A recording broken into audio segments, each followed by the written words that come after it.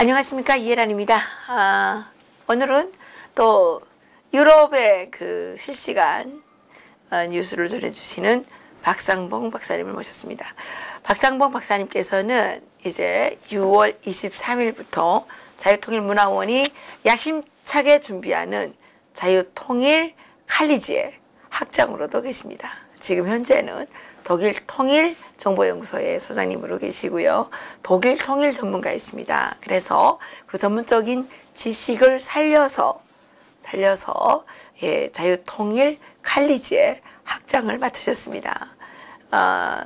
다음 시간부터 자유통일 칼리지에 대해서 저희들이 본격적으로 이제 소개를 해드리려고 하는데요.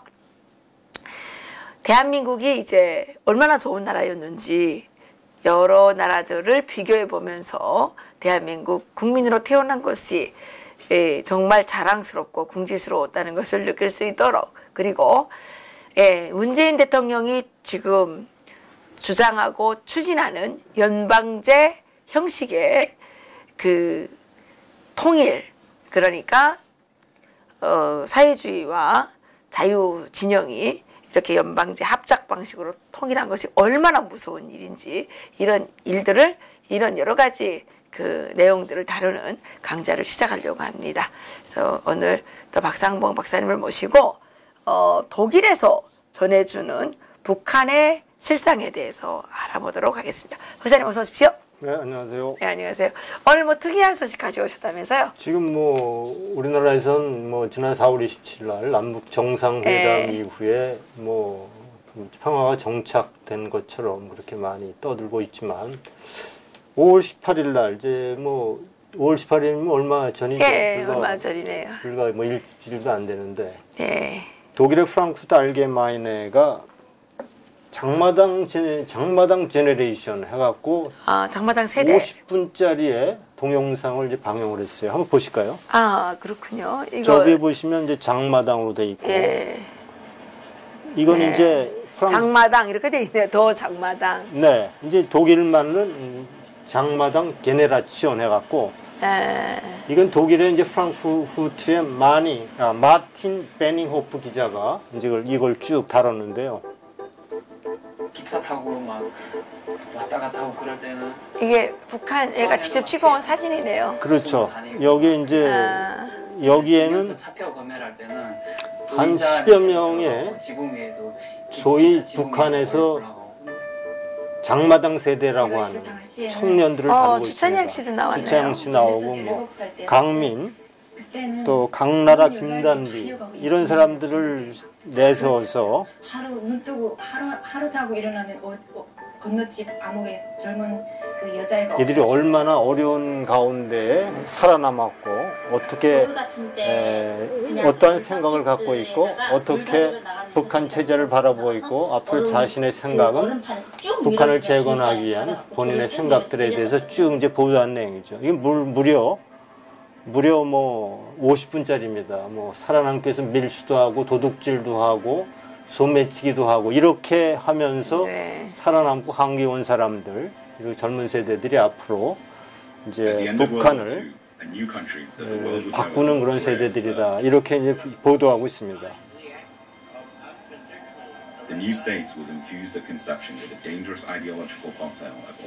뭐 영어와 한국 자막이 붙어 있고, 그리고 뭐 인터뷰는 전부 한국말로 돼 있으니까 어렵지 않습니다. 동영상 크게 네 개의 주제로 구성되어 있어요. 하나는 굶주림의 아이들, 그 다음에 타고난 자본주의 세대, 외국 매체와 정보, 그리고 생각의 변화, 이렇게 네 개로 구성되어 있습니다. 그래서 이들은 북한의 개혁 개방을 이야기하고 있지만 결국은 개혁 개방의 주역이 될 수 있는 세대는 이런 장마당 세대라는 것이 이 동영상의 핵심이라고 이렇게 볼 수 있습니다. In the South, students were able to rise up and force the dictatorial Syngman Rhee out of power. The South Korean people struggled with authoritarian leaders for decades, finally achieving democracy in the 1980s. But even as South 정말 Korea 한국의 was becoming 한국을 아주 invaded, 역사적으로 이렇게 깊이 North Korea's leaders 해봤네요. fomented their ideologies 그렇죠. and created the most closed information 이제 한국과 environment 이제 북한을 to 비교하고 people from the 또 progress happening beyond their borders. 뭐 외국도 비교, LA도 비교하고 이렇게 하고 있습니다. 북한의 Pyongyang's 체제. protests and threats to the outside world always grab the media's attention, but it's the North Korean people who face the biggest threat of all. In the 1990s, North Korea's socialist economy collapsed, triggering a devastating famine that changed the relationship between the government and the people forever. 그리고 이제 The North Korean people had to get creative to survive, so they took the economy into their 그 own 고난의 hands, 행군 started 시대 trading 그리고 이 길을 살아남기 위해서 장마당 세대들이 태어났고 이들은 소매치기 배우고 도둑질 배우고 밀무역 배우고 이래가면서 생존했다는 얘기를 하고 있습니다. as well as technologies that accelerated the erosion of the regime's ideologies. 장마당 세대는 또 해외 외국 정보들을 다 USB나 이런 걸 통해서 다 들여와서 보고 있고 돌려보고 있고 뭐 그런 얘기들 하고 있죠. And the generation that grew up through this time of turbulence is now emerging as the greatest force of change in North Korea. 자 이게 뭐 사진을 50분짜리니까 많이 찍어왔네요. 예. 그 이제 이런 게 있다고 그렇게. 소개를 해드리고 예, 유튜브에서 찾아보시면 됩니다. 유튜브에서 저희들이 이것을 다운받아서 올려도 될까요? 이거는 글쎄요 이거는 그 공유를 해서 올려야지 그냥 올리면 아까 공유로. 공유로 이렇게 해야 될 것 같습니다. And I left 2010. 이제 그 영어들도 좀 잘하고 많이 배운 것 같아요. 아, 여기. 아, 이건 I was born in North Korea. I was born in North Korea. 2 years old. 영어를 하고 있습니다. I'm in university in. 여기는 한국의 이제 대학이죠. My name is Kong-jun. I left North Korea 2008. 저는 김잔비이고요. 25살이고요. 성세아이고요. 저는 함경북도 무산에서 살다가 저는 허시먼이고요. 1985년 9월에 태어났으니까 올해 30살이죠. My name is Kang Nara. I'm from Cheongjin in North Korea. My name is Min Kang. I was born in North Korea in 1987. I left 2007. My name is Nikhil Park. I'm from the UK. I now work here in Seoul, South Korea, with North Korean refugees. And through this, I've really been able to get to know a lot of. 이 사람은 그 사람은 이제 영국에서 온 사람인데 시민단체 지도자고 탈북자들을 돕고 정착하는데 도움을 주는 그런. 이게 뭐야? 너도 외국인이거든?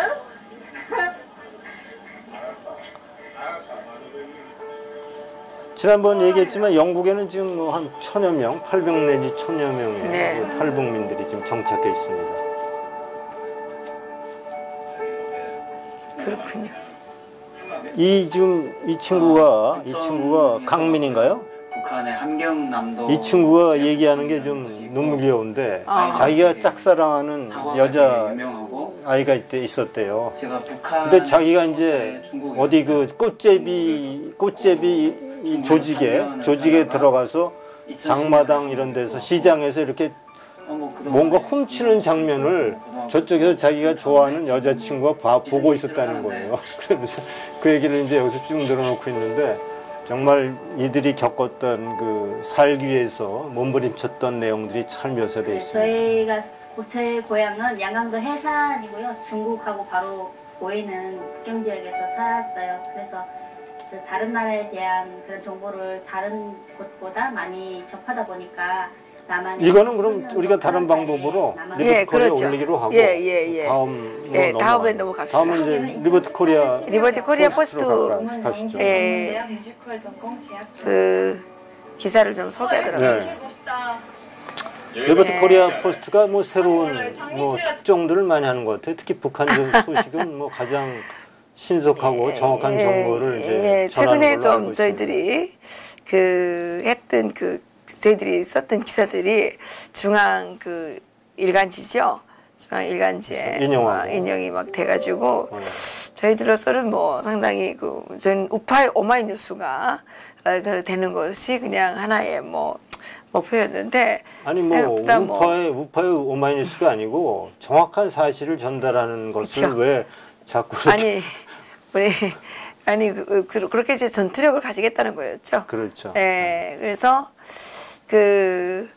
우리 또 박상봉 박사님께서도 우리 여기에 이제 많이 활동해 주시기 때문에 어느데 이거 뭐 또 요거는 이제 미국 오늘 정상회담 연기 또는 결렬 가능 이거는 이것이 새로 이제, 나왔네요. 이제 5월 22일 그러니까 5월 22일 거의 12시 밤에 이제 이게 올린 기사입니다. 그러니까 이제 트럼프 대통령이 미국 정상회담에 의문을 제기하고 시작했고 이제는 만약에 회담이 성공적으로 추진된다면 북한은 행운을 얻게 될 것이다.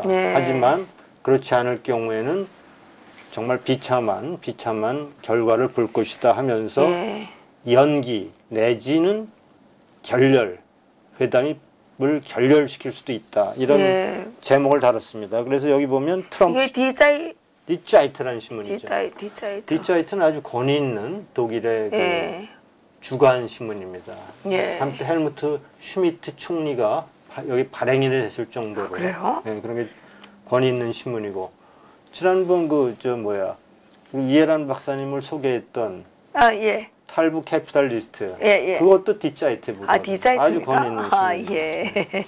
그래서 6월 10일로 예정된 미국사이의 역사적 만남이 불발되거나 연기될 수도 있다. 이런 보도를 이제 디자이트가 하고 있습니다. 그렇군요. 근데 거기서 이제 또 이제 언급된 것이 뭐냐면요. 정의용 실장의 얘기를 한 겁니다. 그러니까 정의용 실장은 99.9%를 장담하건대 미국 정상회담은 열린다. 이렇게 이제 얘기하고 있다는 것을 보도하고 있습니다. 그와 함께 그렇지만 트럼프 대통령은 의문을 달고 있다.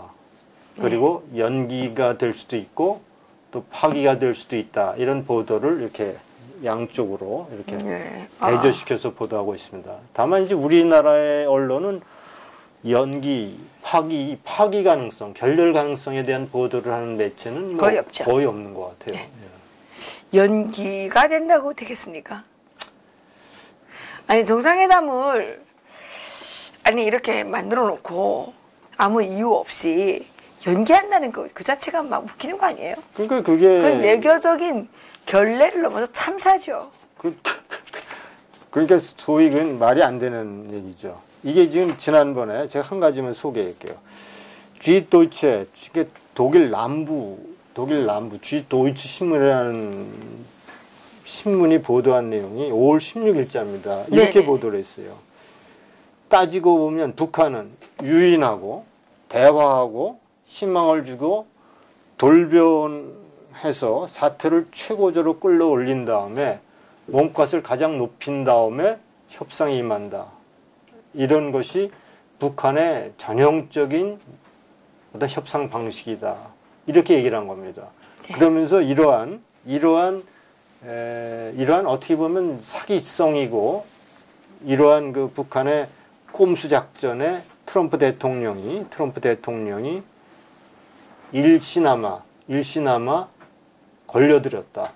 낚싯밥에 걸렸다. 이런 식의 보도를 하고 있어요. 그러면서 하는 말이 대북 아젠다 하나하나가 굉장히 무거운 주제들이라는 겁니다. 예를 들어서 평화협정이라든가 주한미군 철수라든가 한반도의 이제 신안보 전략이라든가 CVID 같은 아젠다가 다 무거운 주제들인데 어떻게 그것이 그냥 갑자기 타결돼서 정상회담으로 갈 수 있을까? 이렇게 의문을 이제 제기한 것이 이제 당시에 이제 쥐도이체 신문의 이제 보도였는데 그와 함께 이제 더불어서 오늘 이렇게 보도가 나온 겁니다. 그러니까 너무나 준비 없이 맞이했고 그것을 이제 너무나 순진하게 받아들인 결과가 오늘의 모습이다. 이렇게 이제 보도하고 있는 겁니다. 이게 박사님 이거 왜 그러는지 아십니까? 이건 이제 뭐 배달도 잘못했고 중재도 잘못했고 그 북한은 원래 이제 뭐 아까 다음 또 우리 보도 북한의 이제 독일의 보도에서도 이제 우리 자세히 설명하겠지만 북한은 핵을 포기할 수 없는 이유가 태영호 공사도 이제 얘기했지만 있다는 겁니다. 북한이 핵을 포기하면 결국은 체제를 유지할 수 없다. 그러니까 김정은이 체제를 보장해 달라고 하지만 외부적인 체제 보장은 해줄 수 있겠죠, 미국이. 그렇지만 북한이 이제 그것도 이제 우리가 다음 장면 한번 보실까요? 이것도 굉장히 재밌는 건데, 그거 말고 그 다음. 그러니까 이제 이 디벨트가 보도한 내용입니다. 디벨트가 5월 20일 날 보도한 내용인데, 제목이 이제 그 김정은을 공포로 몰아넣는 네. 6대 역사적인 전례라는 것들이 있습니다. 이제 그걸 한번 소개할까요? 이건가요? 이거 아닌데.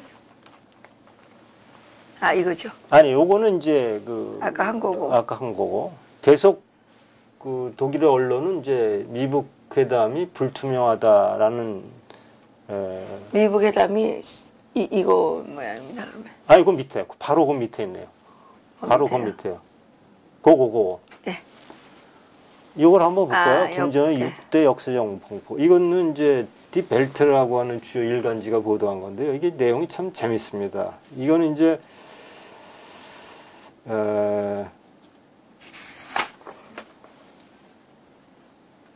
크라우엘 이제 논설 실장입니다. 프랑크푸르트 알게마인의 크라우엘 논설 실장이 보도한 겁니다. 지금 북한이 이렇게 핵무기를 폐기할 수 없는 이유가 역사적인 전례가 있다는 겁니다. 그 6가지로 들고 있는데 홍준표 대표의 얘기를 이 프랑크푸르트 알게마인 하고 있습니다. 하나는 그래요? 예. 대한민국의 보수정당 대표인 홍준표 대표를 소개하면서 3가지 점을 홍준표 대표를 이용해서 얘기했습니다. 대한민국은 가스라 테프트 미략 때문에 20세기 초 일본의 식민지가 되고 말았다. 예. 또 하나는 대한민국은 얄타 회담 때문에 분단되었다. 예. 얄타 회담으로 인해서 38선이 그어졌고 38선 이북은 이제 소련이 신탁 통치했고 이남은 이제 미국이 신탁 통치를 한 것이 이제 얄타 회담입니다. 그리고 에치스 라인은 1950년 1월 12일 날 에치스 라인이 그어졌거든요. 미국이 한반도를 미국의 방위 공약에서 제외시킨 것이 당시 에치슨 국무장관의 이제 방위 공약이었기 때문에 그걸 인해서 한국은 완전히 초토화되었다. 이렇게 홍준표 대표의 얘기를 소개하면서 6가지를 얘기하고 있습니다. 김정은이 역사적으로 공포를 느끼게 하는 6가지 전례. 첫째가 아까 얘기했던 가스라 테프트 미략입니다. 1905년에 미국과 일본의 외무장관이 체결한 가스라 테프트 미략에 의해서 조선이 식민지 지배를 받게 되었다는 거죠. 두 번째는 아까 얘기했던 얄타 회담. 스탈린의 참전으로 일정 지분을 확보한 소련이 1945년 8월 14일 미국과 협상해서 한반도를 38선으로 나누고 이북은 소련이, 이남은 이제 미국이 신탁 통치하는 결정을 하는 게 얄타 회담이라는 거죠. 그 다음 셋째, 에치스 라인은 아까 얘기했던 대로 에치스 라인으로 인해서 6.25 전쟁이 발발됐다. 그 다음 넷째, 강대국이 국익 추구로 약소국일 피해를 봤다. 예를 들어서 1960년 쿠바 위기는 소련이 쿠바를 배신한 것이다. 또한 1979년 중국이 베트남을 침공한 것, 그리고 고르바초프가 1980년대에 동구권을 포기한 것, 이런 것 모두가 다 강대국들이 자신들의 국가 이익을 위해서 약소국을 희생시켰다는 겁니다. 다섯 번째는 2003년도에 사담 후세인의 몰락을 얘기하는 겁니다. 후세인이 만약에 핵을 포기했다면 후세인은 그렇게 비참한 최후를 맞지 않았을 것이다 하는 얘기고, 6번째는 체제 보장이라는 호구라는 겁니다. 리비아 카타피를 예를 들었고 2013년도에 이제 대량 살상 무기, 화학 무기 이런 것을 완전 폐기했지만 2011년도에 내전이 발발했을 때 나토가 카타피에 대항해서 싸웠고 비참한 최후를 맞을 수밖에 없었다. 이러한 6가지 중요한 전례, 강대국의 국가 이익에 의해서 희생된 약소국의 전례를 보면서 네. 김정은은 이런 걸 보면서 내가 과연 핵무기를 폐기해도 내가 살아남을 수 있을까 하는 그러한 그 좀 의문을 갖게 됐다. 이런 보도를 예. 아주 상세하게 프랑크푸르트 알게마이네가 하고 있는 겁니다. 아주 정확하게 지적한 것 같으네요. 그런데 이제 김정은 입장에서는 사실은 지금 북한 주민들이 자기가 무슨 짓을 해도 아직까지는 그렇게 대대적으로 들고 일어나지는 못하니까 비교적 이제 그 트럼프 권력에 비하면 안정된 거예요. 트럼프는 표를 얻어야 되잖아요. 예, 그리고 민주주의 국가에서 늘 국민의 눈치를 봐야 되는 입장이지 않습니까? 그러니까 제가 생각하기에는 이 북한이 시도를 안 하면 모르는데 다 할 것처럼 이렇게 해놓고는 다 이렇게 해놓고 표를 뒤집히게 되면 누가 망신을 당합니까? 김정은은 어차피 그건 뭐 김정은 해왔기 때문에. 그건 쓰레기니까. 트럼프가 이제 쓰레기니까 김정은보다는 피해를 망신당하고 피해를 보는 쪽은 트럼프 대통령이죠. 그렇죠. 그러니까 그걸 지금 노리는 거죠. 아니 그걸 노리는데 그럼 그렇게 피해를 당하고 미국이 가만히 있다고 한다면 가만히 있지 말아야죠. 그러니까. 그렇죠. 그거는 미국의 자존심이 허락을 안 하는 그러니까 거죠. 이런 자들은 그냥 미친 개에게는 몽둥이가 제결이듯이 이런 자들에게는 징벌을 해야 됩니다. 그렇죠. 그거는 뭐 미국의 입장에서 이런 걸 너무나 오랫동안 이런 문제를 다뤄왔기 때문에 만약에 파기된다고 하면 그 다음 수순은 뭐겠습니까? 그 다음 수순은 뭐 군사적 옵션이 당장 이루어지지 않는다고 하더라도 보다 강력한 대북 제재를 취하게 되고 그렇죠. 최근 또 하나 이제 트럼프 대통령이 또 하나 경고를 보낸 데가 있습니다. 중국을 향해서 경고를 보냈거든요. 그렇죠. 중국. 그 중국이 두 번, 그러니까 김정은이 시진핑을 두 번 만나고 와서 약속을 저버렸다. 회담 분위기를 깨버렸다. 이렇게 중국의 화살을 돌렸거든요. 이번에도 또 이 보도에서 읽을 수 있는 것은 중국을 향해서 강력한 경고를 하고 있는 겁니다. 그러니까 만약에 북한도 회담에 나와서 비핵화를 성공적으로 이루면 내가 행복하게 만들어주겠다. 이것은 트럼프 대통령의 외부에서의 약속입니다. 그렇지만 그렇지 않는다고 한다면 앞날은 굉장히 불행하게 될 것이다. 그런 얘기가 있는데 또 하나 보도를 한번 보면 이것은 양자택일이라는 게 있어요. 김정은 부하 죽음 중 택일하라. 이런 게 있어요. 한번 볼까요? 이거 볼까요? 이제 대여 타겟 슈피겔에서 한 건데 트럼프 대통령이 나토 사무총장하고 이제 워싱턴에서 이제 회담을 하면서 이런 얘기를 합니다. 북한이 회담에 임하고 비핵화를 추진한다면 정권을 보호할 것이지만 회담을 묵힌다면 리디아 카다피의 전철을 밟게 될 것이다 라는데 제목을 한번 보세요. 타겟 슈피겔이 뽑은 제목. 트럼프 레스트 김치비슨 라이트문 에어 모든 벨렌인데 여기서 라이트문 부입니다. 라이트문 부두고 에어 모드링이라고 한 단어는 섬찟한 단어거든요. 저건 암살이에요, 암살. 암살. 저건 죽인다는 얘기거든요. 그러니까 제목을 저런 대로 뽑을 정도면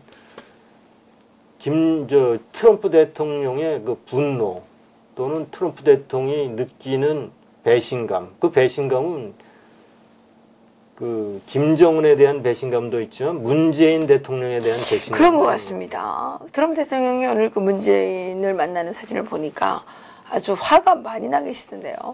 그러니까 왜냐하면 우리가 그동안 쭉 정의용 실장의 배달 사고였다는 얘기를 그동안 하지 않았습니까? 그렇죠. 왜냐하면 지난번 우리가 계속 유럽 언론을 소개하면서도 정의용 실장 외에 어느 곳에서도 북한이 비핵화를 한다는 소스를 발견할 수 없었다는 얘기를 우리가 방송에서 여러 번 했죠. 실제 소스가 없었고요. 그렇죠. 예. 이번에도 이 보도를 하면서 정의용 실장 99.9%의 미국 정상이 회담이 열릴 것이라고 얘기하고 있지만 근데 그 사람은 무슨 자신감이에요?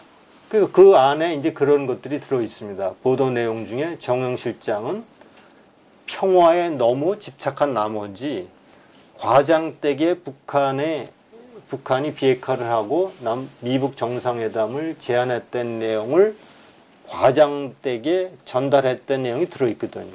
그분이 그러면 외교관으로 활동하실 때 별로 실적이 없는 분이었던 거 아니에요? 뭐 그거는 외교 통상부 있지 않습니까? 외교 부분에서 일하는 것이 별로 아니고 중요한 일을 주로 못 이제 해봤었나 통상 쪽에서 일을 하는 네. 걸로 알고 있는데. 별로 성과를 못 내시는 분인 것 같아요. 근데 그거는 뭐 정영 실장뿐만 아니라 거기에 동행했던 뭐 문재인 대통령도 남북 정상회담을 하지 않았습니까? 뭐 서훈 특사도 네, 있고. 아니 그런데 그러니까 이렇게 이제 자기가 직접 하는 것도 아닌데 자기가 직접 하는 것도 99%를 하기가 어려워요. 아, 예. 그런데 무슨 그런 자신감이 있는 아니 건지. 그런데 뭐 자기가 하는 것도 아니고 김정은이가 해야 되는데 아니 그거를 지금 99.9%를 이렇게 하면 어떻게 되는 거예요? 지금 김정은이가 6월 12일 정상회담에 가려면 우선 당장 핵 5개를 테네시에 보내야 되잖아요. 그렇죠. 근데 아무 준비도 안 하고 있고. 그러니까 아까도 얘기했지만 아까 쥐도이치 신문에서 얘기했던 것처럼 대북 문제라는 것은 그 하나가 너무나 주제들이 무겁다는 거예요. 그렇죠. 근데 그거를 지금 그러니까 그 뭐라 그래야 되나 아주 하자가 많은 그 상대방을 그렇죠. 아주 너무 대단한 이 신랑감에게 지금 강제로 시집 보내려고 중매를 했는데 이게 좀 들통난 것 같아요. 들통나가지고 이거 이제 뭐 우리나라 속담에 중매 잘 쏘면 수리속전이요. 중매를 잘못 쏘면 싸대기를 속대 맞느냐 그랬는데 이건 싸대기를 속대만 맞는 게 아니라 양쪽에서 맞으면 이거 몇 대 맞아야 되는 거예요. 근데 보세요. 미국이라는 나라가 북한하고 협상을 하는데 중재자가 필요한가요? 안 하죠. 필요가 없죠. 자기끼리 하면 되는 거지. 자기끼리 하면 되는 거지. 근데 뭐 왜 중재. 문재인은 왜 나서 중매를 해요? 그러니까 별로 중매 실력도 별로 좋은 것도 아니잖아요. 문재인 대통령이라는 대통령은 한미 동맹의 위치를 회복해야죠. 한미 동맹의 입장에서 그리고 우리의 주적인 북한에 핵과 미사일이 있다는 사실을 그 최대의 피해자가 대한민국 아닙니까? 그렇죠. 피해 당사자로서 이걸 해결하려고 노력해야지 미북 회담의 중재로 나서고 그동안 북한의 대변인인 것처럼 이렇게 행동하는 것을 보면 도대체 그 미국의 입장에서도 과연 이 사람이 동맹국의 대통령인지 아니면 북한의 대변인인지 헷갈릴 정도로 좀 그렇습니다. 이게 그러니까 가서 대우도 못 받았잖아요. 그 문재인 대통령 거기 내릴 때 보니까 완전 마중 나온 사람들. 좀 마중 나온 사람이 어떻게 되는 거예요? 차관복급도 아니라는 것 같은데요? 대리. 차관보 대리. 아니 그러니까 대리라 그럽니까? 국장급이라는 것 같아요. 아니 국장급 그것도 그렇고 지금 또 밥을 한 끼도 못 얻어 먹었대요. 아 그래요? 네. 식사를 못했군요. 그 밥도 한 끼도 못 얻어 먹고, 그리고 이분이 지금 거기 가가지고 이제 떠나실 거예요. 지금 오고 있죠. 하룻밤도 못 자고 그러고 이제 온다고 하시는데 참입니다. 이 공항에 내리는 사진 좀 볼까요? 이게 그냥 창피하니까 이거는 없앴네요. 마중 나온 거 없앴네요. 마중 나온 거 없앴어요. 이게 마중 나온 사진을 보게 되면 완전 창피해요. 막 일반인들 속에 막 섞여가지고 박근혜 대통령 갈 때 그래도 좀 근사하게 맞이해 주는 것 같은데 이 문재인 대통령은 아주 미국에서 너무 업신여기는 것 같아요. 우리 그동안 보면 미국에서도 업신여김을 당하고 중국에서도 퇴짜 맞고 이거 아닙니까 지금 이 사진 아닙니까? 그렇죠. 여기 그 사진. 이건가요? 이거 이번에 이거 맞죠? 이번에 이거 맞나요? 네. 이게 뭐 비행장에 이렇게 나왔어요. 이렇게 그러니까 이렇게 나왔어요. 이 여기는 이렇게 이거 누가 또 이렇게 비교를 해놨네요. 이거 또 누가 이렇게 또 이렇게 뭐 비교까지 합니까? 예, 이렇게 예, 이거 비교했네요. 이렇게 예, 여기는 이거 누가 이렇게 맞이해 준 거예요? 이거 이게 이렇게 주단도 깔아주고 했는데 여기는 뭐 그런 것도 아니고 여기는 이렇게 의전 행사를 제대로 했네요. 예. 근데 이 문재인 대통령이 너무 서민적이어서, 예? 너무 서민적이어서, 예, 뭐 이런 거를 싫어해가지고, 여기네요. 이거 이 사진이에요, 이 사진. 이 사진이에요. 예, 어디 갔습니까? 이거 어디 갔나요? 이게, 어떤 아줌마 같은 분이 나오셨어요. 옆에. 예. 아, 이분.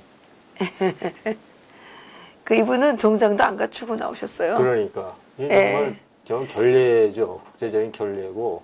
예. 그냥 나왔어요. 너무나. 그리고 이 옆에 무슨, 뭐 좀 이래요. 예.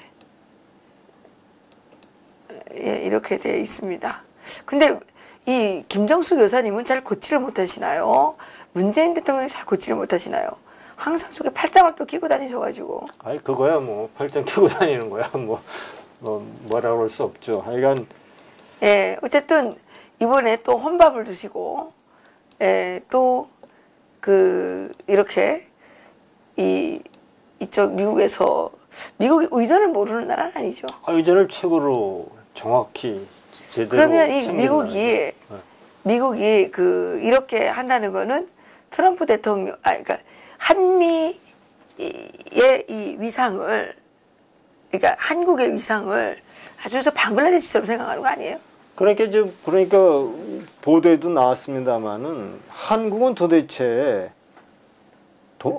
미국과의 동맹국이냐? 예. 왜 불필요한 중개자를 자처하느냐? 그러니까 중매는 하면 안 되는데.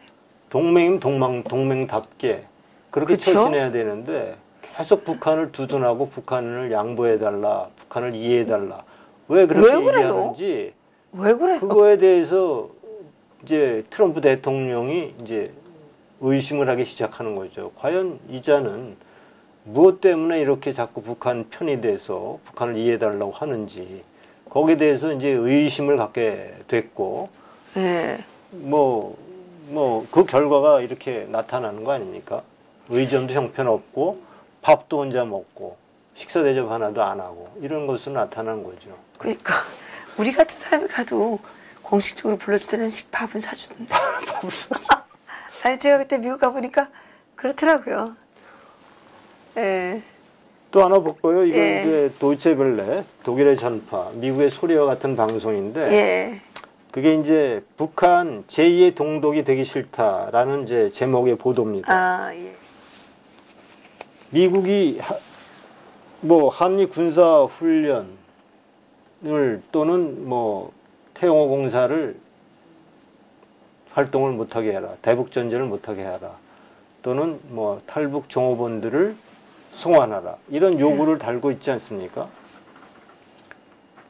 근데 이제 북한은 여기에 보도는 그런 변명을 다는 것에 대해서 북한은 그런 변명은 뭐 때문에 변명을 하고 있느냐. 결국은 평양의 정부는, 김정은 체제는 북한이 남한의 축소판이 되기를 원하지 않는다. 돈이 필요하지만 자본주의와 사유재산을 수단으로 부를 축적하는 것은 동의하지 않는 나라다. 한마디로 북한은 제2의 동독이 되려고 하지 않는다라고 분석하고 있는 겁니다. 그러니까 여기에는 아까도 얘기했지만 북한이라는 나라는 이미 1980년대에 동구권에서 무슨 일이 일어났는지, 다 알죠. 그리고 동독에서 무슨 일이 일어났는지, 그리고 고르바초프는 왜 동구권 여러 나라들을 그렇게 저버렸는지, 이런 걸 다 알고 있다는 거죠. 그런 걸 보면서 내가 개혁을 선택하고 자유를 택할 경우에 나는 결국 뭐 사담 후세인처럼 되겠다, 호네커처럼 되겠다, 차우처스쿠처럼 되겠다, 호자처럼 되겠다라는 것을 알고 있다는 거죠. 그러니까 그렇게 나는 결국은 사회주의를 지키는 최후의 보루가 되지 않는 한 자기가 살아남을 수 없다라는 것을 이미 알고 있다. 그렇기 때문에 너무 잘 알고 있죠. 북한은 제2의 동독이 되기 싫다. 결국 제2의 동독이 된다는 얘기는 결국은 서독의 체제로 또 편입돼서 통일이 된다는 것을 의미하는 거죠.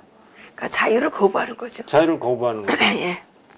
그렇죠. 그러니까 자기들의 왕조를 끝까지 지키고 싶은 거죠. 그렇죠, 그렇죠. 그러니까 여기서 이제 아까 보면은 자주 민주 통일이라는 그 그림 있지 않습니까? 사진. 아까 사진은 우리 거기서 나왔는데 처음에 그죠? 사진 이제 여기 사진 있지 않습니까? 자주 민주 통일 아닙니까? 이번에 판문점 선언의 제1조항이 뭔 줄 아세요? 첫 번째 강조한 게 자주 통일이에요. 자주 통일. 예, 그러네요. 자주 민주 통일이네요. 그러니까 자주 통일이라는 얘기는 여기에 자유라는 개념은 없죠. 자유 통일이라는 개념이 없죠. 자주 통일이라는 것은 우리끼리 하자는 거죠. 우리끼리. 그렇죠. 우리끼리 하자는 얘기는 결국 연방제 통일이라는 얘기고 연방제 통일은 김일성 때부터 얘기하던 통일이죠. 그럼요. 그럼요. 그 결국은 이 연방제 통일은 자주 통일을 수단으로 연방제로 가는데 그렇죠. 자주라는 의미 속에는 외세 배격이 있습니다. 그렇죠. 한미 동맹을 와해시키고 주한미군을 철수시키고 그렇습니다. 그리고 우리 민족끼리 예. 통일을 이루자는 그런 의미가 담겨 있고. 근데 우리 민족끼리를 그렇게 떠드는 자들이 북한 민족은 왜 그렇게 죽여요? 북한에 있는 건 자기네 민족일 뿐더러 자기네 주민이잖아요. 예? 그건 아니 맨날 우리 민족끼리 떠들어대는 것들이 북한 주민은 왜 그렇게 죽여요? 북한 주민은 민족이 아니에요? 민족이 아니죠. 김일성 노예예요? 민족, 김일성 민족. 노예예요? 김일성 민족은 죽여도 되는 거고. 그러니까 이게 우리 북한을 다루면 다룰수록 다른 해외 언론이 지적하는 것에 대해서 우리 언론이나 정부는 좀 귀담아 들을 필요가 있거든요. 과연 북한은 민주주의를 어떻게 생각하고 있는지, 통일을 어떻게 생각하고 있는지, 소위 주권을 가진 국민을 어떻게 생각하고 있는지, 자유라는 단어는 무엇인지 말이죠. 인권이라는 단어는 무엇인지. 인권이 북한은 어떻게 되어 있죠? 인권의 정의를 북한은 어떻게 내리죠? 인권이란 말 없어요. 인권이라는 얘기, 인권의 정의는 이렇게 되어 있습니다. 북한 책을 보면 미국의 자본주의, 제국주의가 공화국을 뭐 붕괴시키려는 그러한 전략이다 이렇게 되어 있거든요. 그래요? 우리는 그거 본 적 없어요. 그 해외에다가 네? 해외에다가 이제 이렇게 릴리즈하는 그런 거 같네요. 북한에서는 인권이라는 말이 별로 없어요. 아니 그 인권에 관한 제가 그 자료도 갖고 있는데 북한의 인권에 관한 무슨 협회가 있어요. 거기서 그거는 그 북한에서 활동하는 인권에 관한 협회는요. 북한에는 인권 문제가 전혀 없기 때문에 해외에 있는 이 사람들의 인권을 얘기하는 거예요. 그렇죠, 그렇죠. 예. 그래서 인권은 그거는 완전히 우리가 생각하는 인류 보편적 가치라고 보질 않고, 예. 그러니까 제국주의가 북한을 몰락시키기 위한 그 수단이다. 이런 식으로 이해하고 있는 겁니다. 그러니까 이제 우리가 이렇게 이미 알려졌고 오랜 역사 속에서 북한의 체제를 이해하고 있는 해외 언론들의 어떤 그 상식화된 그러한 정보들을 왜 대한민국 문재인 정부는 무시하는지 모르겠어요. 그 사람들은 계속 노동신문을 너무 많이 보다 보니까 노동신문에 이제 교육당해가지고 그러는 거죠. 오히려 대한민국의 야당을 김정은보다 더 불신하는 것처럼. 아니 더불어민주당의 그 어느 국회의원인가 그랬잖아요. 태영호 보고 태영호 공사가 김정은을 한번 만나나 보았느냐 이러면서 아니 그러면 만나봤겠지 못 만나봤겠어요? 그렇죠. 예. 그리고 설사 못 만났다고 할지라도 김정은에 대해서 모르겠습니까? 자기는 만나봤어요? 자기는 어떻게 이렇게 잘 알아? 그러니까 나는 문재인 대통령뿐만 아니라 그 보좌진들, 그 더불어민주당의 그러한 뭐 적지 않은 국회의원들이 과연 이렇게 정말 전 국제사회가, 그리고 국제사회가 알고 있는 북한에 대한 공통된 그런 정보들을 왜 깡그리 무시하고, 그 주체사상인가요? 그것도 민족끼리인지 그렇게 자기 나름식으로 북한을 이해하고 북한을 두둔하고 이러는 걸 보면 정말 이런 사람들은 정말 우물한 개구리고, 이런 사람들에게 나라를 맡겨서는 미래 통일 한국의 호가 과연 어디로 흘러갈지 굉장히 우려스러운 부분이 그렇죠. 한두 가지가 아니죠. 그렇습니다. 예. 어제 우리가 편집회의를 했는데요.